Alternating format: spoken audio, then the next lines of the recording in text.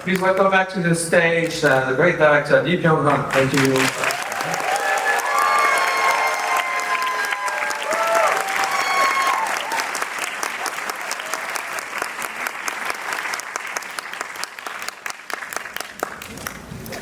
All right, first off, I want to ask you, since the film was released theatrically in Korea in April, if I'm not mistaken, so I want to ask you about the reactions. You were sitting with the audience earlier tonight, so I want to ask you what you thought about the reactions of York. 네, 뉴욕 관객 반응을 받으면서 경험하셨는데 어떠셨는지?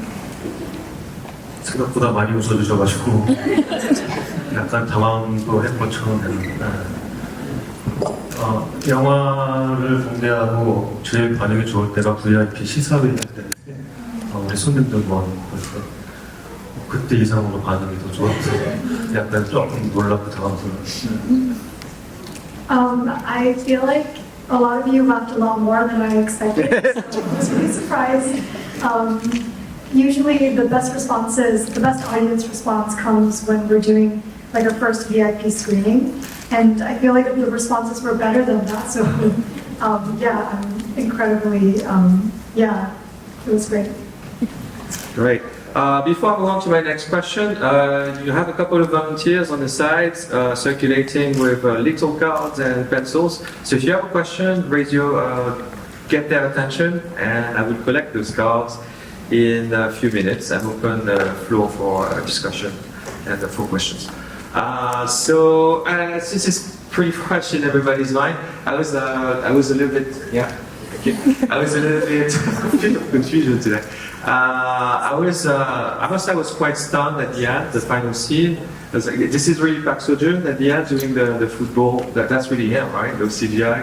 Is that? I thought that was a really stunning scene. 네, 실제 방금 마지막 장면에서 박성준님이 직접 필드를 뛰신 모습이 이제 굉장히 엄청 리얼하다고 생각했습니다.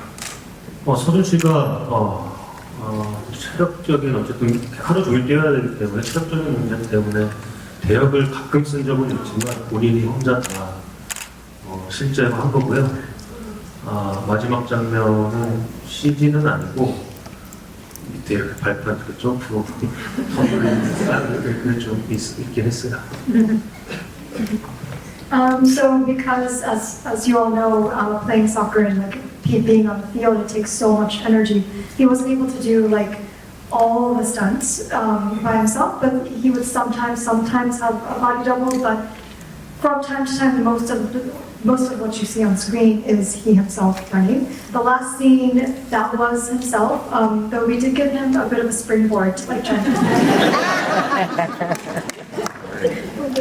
I think great job with that scene. So I'm very pleased to have you tonight because we've shown actually in the past quite a few of your films. I know a lot of you are here to see Park Seo-joon and IU. And by the way, we tried very hard to bring Park Seo-joon here. Yeah, sorry.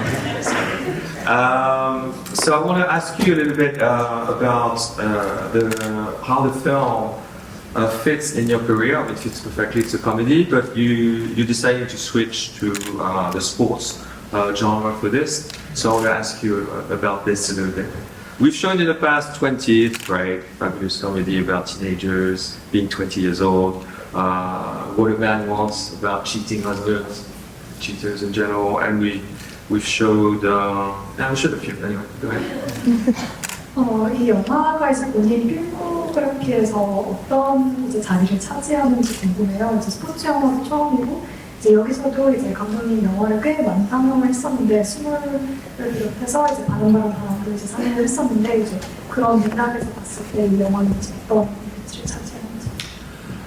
이 영화는 우선 처음으로 손실을 봤던 영화고요. This is the first one that we didn't make a profit on. 근데 그거는 그렇게 중요하다고 생각하지 않고 사실은 그 스물이라는 영화보다 먼저 시나리오도 준비를 하고 있었는데 시나리오는 먼저 썼는데 투자 여건 아무래도 홈리스가 축구하는 얘기가 대중적으로 그렇게 재미있는 이야기라고 투자사에서 느끼기는 어려울 거예요. 그래서 영화를 제작하는데 시간이 꽤 오래 걸렸습니다. 사실 스물보다 더 먼저 시나리오를 쓴 작품입니다. So this was actually in the works earlier than one of my previous films, 20. I think that, and it's because the script was written earlier than 20 actually, but we actually really struggled a lot in the entire process of making this film because from an investor's point of view, the subject of a homeless World Cup, I don't think a lot of investors thought that to be an entertaining subject. So so this film was written earlier, but actually took a lot longer. 그래서 극한 직업이 한국에서 크게 성공했을 때 이제 드디어 드립을 찍을 수 있겠구나 라는 생각을 했었고 저한테는 어찌 보면 가장 중요한 영화이기도 합니다. So after the success of Extreme Job, that's when I thought, okay, I can finally film Dream. And to me, in that sense, I think it is one of the most important films of mine. How long did it take from the conception of the film to production? I hear it was a pretty long process, 5, 10 years? 부산에서 프로덕션까지 이제 기간이 어느 정도 되면 5년에서 10년 정도는 되니까. 2011년 시나리오 쓴 지는 한 13년 정도 된 것 같고요. 그 후로 한 20개번 이후에 제가 어느 정도 성공한 감독인 줄 알고 투자사에 제안을 했었는데 또 그때 또 실패했어요. 잠시 내려놨다가 극한 직업 멜로가 책제까지 작업을 한 후에 운 좋게 투자를 받을 수 있었습니다. 그거는 아마 서준 씨하고 지은 씨가 이 영화가 가진 이야기의 의미에 동의를 해줬기 때문에 또 투자도 받을 수 있었던 것 같고 그렇게 우여곡절 찍은 작품입니다. So I think I actually wrote the script for this film. It's been 13 years ago, I think. And so I think I remember after filming 20, I thought I had enough success behind me to actually make this a reality. So I went to the investors, but still failed to gather funding for that. And so I had to let it go for a few years. And then after Extreme Job, luckily, I was able to get some more funding for the film. And ultimately, I also do believe that the actors, Park Seo-joon and IU, they were the ones that really agreed with what the meaning this film had, and because of that, I think we were able to get additional funding as well. And so, all in all, it's been a really arduous process. Since we're speaking, I was just going to ask you actually about the two lead actors, Park Seo-joon and IU, huge stars, being also here in the US, globally, I think, at this time. How difficult was it to convince them to get on board? How did you convince them to take part in this? I ask you to. 네, 그 박서준과 이 배우도 이제 국제적으로 굉장히 이제 스타인데 이제 어떻게 선택을 해서 괜찮은 사람이 있는지. 절절한데? 운이 좋았어요. 극한 직업이라는 성공의 영화도 있었고, 그래서 그들에게 시나리오를 보낼 수 있는 기회도 주어졌던 것 같고, 그들한테 타이밍도 맞았던 것 같고, 서준 씨도 여러 가지 힘든 작업들이 있었는데 좀 웃으면서 편하게 할 수 있는 다 같이 배우들과 항상 좋게 재밌게 작업할 수 있는 작품을 찾고 있었고, 지은 씨도 마찬가지였고, 그야말로 운이 좋았던 것 같아요. I begged them. In all seriousness, I think I was very lucky. I think after Extreme Job, the opportunity came to hand them the script, and I think the timing worked out for both of them as well. And I think they were also in a place in their career where they were looking for more of an ensemble script and project, so and they were just really comfortable to work with. Really lucky to be able to have them. I'm going to take a question from the audience right away because it's directly linked to what we were just talking about. So the question, was it a challenge to shoot with such a big cast? What has been the most difficult thing to conquer, interesting, in making the film? 출연진이 굉장히 많은 영화라서 그런 면에서 어떤 어려움이 있었는지, 그리고 이 영화에서 제일 큰 이제 도전이나 이제 어려운 점이 있었다면. 우선 저는 여러 명의 캐릭터가 나와서 티키타카도 하고 그런 캐릭터를 소개하는 영화 이야기를 좋아하는데 23명이었고 바람바람 4명이었고 한지바람 5명이었는데 드림은 9명이 넘었어요. I really enjoy ensemble casts where there's a real like good back and forth between the characters, and I think coincidentally all of my films have pretty much been ensemble films. If you think of my film 20, that starts with a cast of 3. What a Man Wants, there's 4, and Just Been John, there's 5, and in this film we have 9 characters. 그래서 너무 머리가 아팠어요. So it was a real headache. 동선을 짜는 게 너무 힘들었고 8명을 맞춰놨더니 1명이 이상하고 그런 경우들도 굉장히 많았고. The blocking itself was so hard to do. Like I would set the blocking for 8 actors, and then one would be like gone. 그리고 가장 큰 숙제는 액션보다 힘든 스포츠 장면을 찍는 거였는데 주먹은 통제가 되는데 공은 통제가 되지 않아서 그거는 물리적으로 어떻게 할 수가 없더라고요. 그냥 초조한 마음으로 바라보는 수밖에 없었던 것 같아요. 그런 시간을 확보하는데, 촬영하는 시간을 확보하는데 좀 애를 많이 먹었습니다. I think the biggest obstacle I would definitely say is finding, doing and filming the sports scenes, the game scenes. I think sports scenes are harder to film than action scenes almost because you can control your fists, but you can't control the ball. So I think that was really something that we just had to look out for and watch out for. Just finding the time to really devote the time to filming those scenes, I think were like the hardest. 어떤 날은 공이 너무 야속하더라고요. Yeah, some days I would just be upset at the ball. Yeah, just like running a festival, you can control the foot, but not the ball sometimes. Oh, yeah, making a film. Speaking of difficulties, I want to ask you about, this was actually shot in Hungary as well, right? You went all the way to Budapest to shoot part of the film. How difficult was it? 네, 부다페스트에서 촬영은 어땠는지, 어떤 어려움이 있었는지. 원래는 그 브라질에서 열렸던 그 대회가 실제했던 이야기이기 때문에 남미 쪽으로 촬영지를 알아봤습니다. 콜롬비아에 비슷한 환경에 헌팅을 하고 장소를 정해놨었는데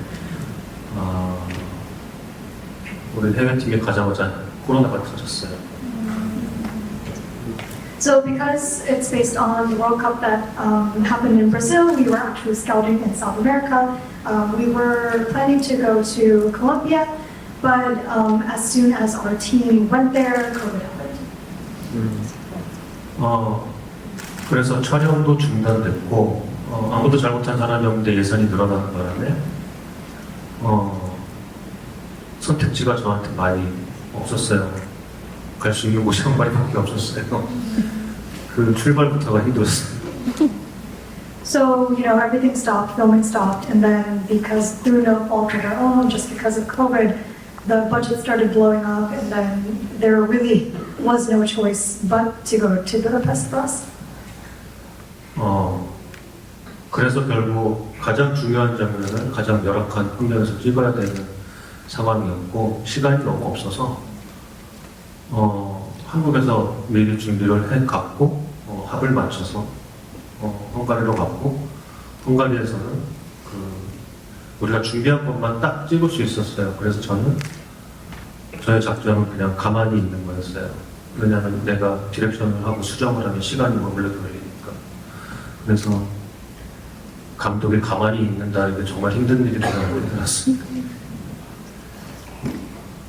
So what happened to us in Hungary was that we had to shoot the most important scenes under the worst circumstances, and because we had so little time to even get that filming done, we rehearsed all of those scenes in Korea and went to Hungary and filmed exactly what we had rehearsed. And because of that, as a director, on location, my goal was to just stay still and not say a word. Because once I started directing and once I started changing things, I knew it was going to take up time. So I had to really do my best to just stay still and see it all play out the way we had rehearsed it. And I can tell you that it's really hard to stay still as a director. Thank you. Another question from the audience related to, in preparation for the film, were you able to meet the actual players that the film is based on?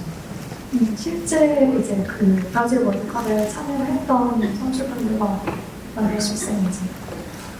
저는 그분들을 실제로 만나뵙지는 못했고요.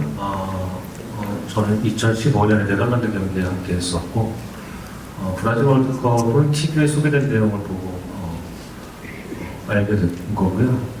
그리고 실제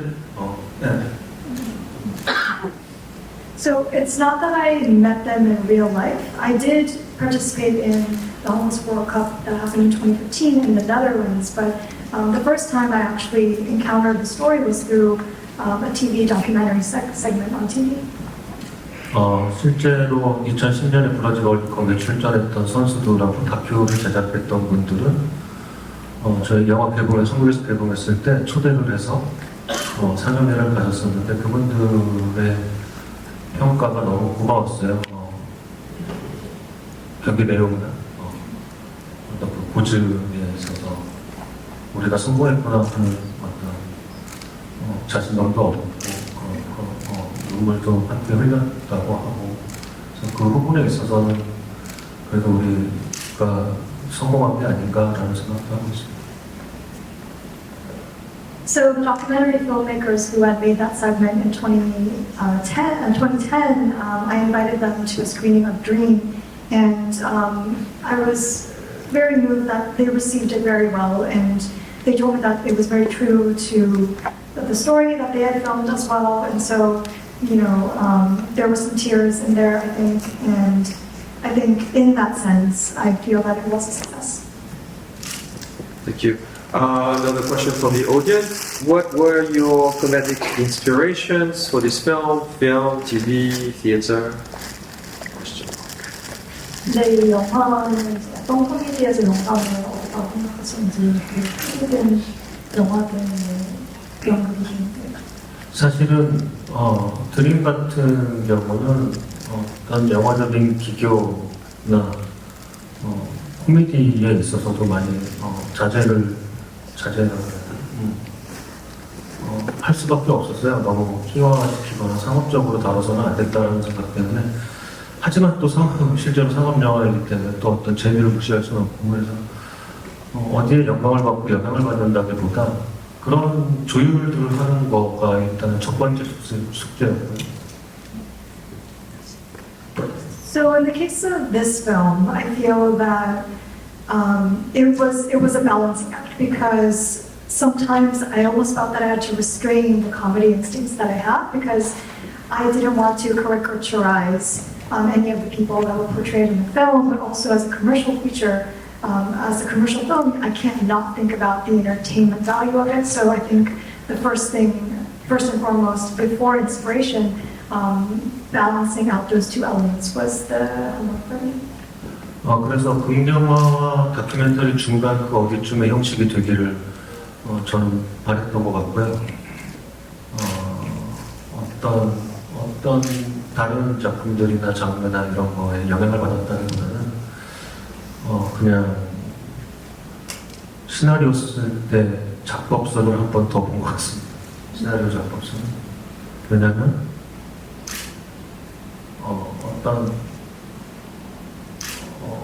어떤 흔한 형식으로 만들기 위해서 어떤 교과서적인 것도 지켜야 된다라고, 교과서적인 것을 지켜줘야 된다라고 생각을 했던 것 같아요. 그래서 어떻게 보면 구조적인 거는 약간 좀 교과서에 맞춰서 가지 않았나. I think so.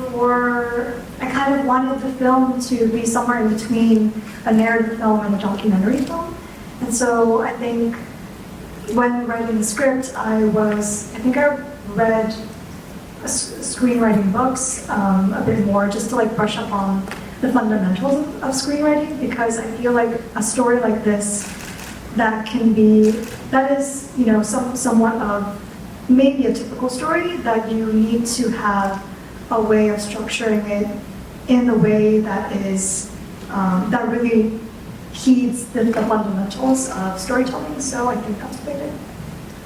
Question for me is, you tackled a number of topics, brand new story for this, but you always make comedies on a variety of topics, and yet there's a great deal of thematic consistency in what you do. It's always more or less about a group of dysfunctional people. We talked about ensemble cast before. So what draws you to these stories about this group of guys who can't quite get along together and have to, I guess, get along? 이제 늘 다른 소재를 다루긴 하시지만 뭔가 집단 집단이 이제 모여서 일어나는 이야기들이 이제 쭉 꾸준하게 이제 등장하는 것 같은데, 그에 대해서는 저는 사실 지금까지 했던 이야기들이 굉장히 특별한 무언가는 없었다고 생각해요. 아주 평범한 가까이에 있는 보통 사람들의 이야기를 주로 해왔던 것 같은데요. 질문이 뭐였지? 그냥 그거에 대해서 근데 그렇게 가까이 있는 주변 사람들을 보면, 관찰을 하다 보면 재밌는 것들이 많아요. 그 사람이 나보다 더, 보통 사람보다 많이 가지고 있는 것도 있고, 어떤 부분에서 확실히 결여된 부분이 있고, 근데 약간 그렇게 결여되고 모자란 부분을 봤을 때 재밌는 것들은 거기서 많이 나와요. 조금 짓궂지만. 그런 이야기에 항상 좀 관심이 있었던 것 같아요. 아직도. So I feel like it's not that I'm telling stories about special people. I always feel like I'm telling stories about ordinary people, and I think if you just look around yourself and the people who are around you, I feel that, and observe, I feel that it's really interesting because you always see people, some who have more of something than what you have, or some who are lacking in something that you have more of. And I think when you hone in on what someone is lacking in, I think that's where the funny really comes from. And I don't know if that sounds a little mean, but I think that's where the funny comes from. And that has always interested me and still interests me today. 아직도 그렇지만 그래도 조금은 가진 자가 무너지는 것보다 파국보다 조금 모자란 것을 채우는 이야기가 저는 조금 더 재밌게 느껴지는 것 같아요.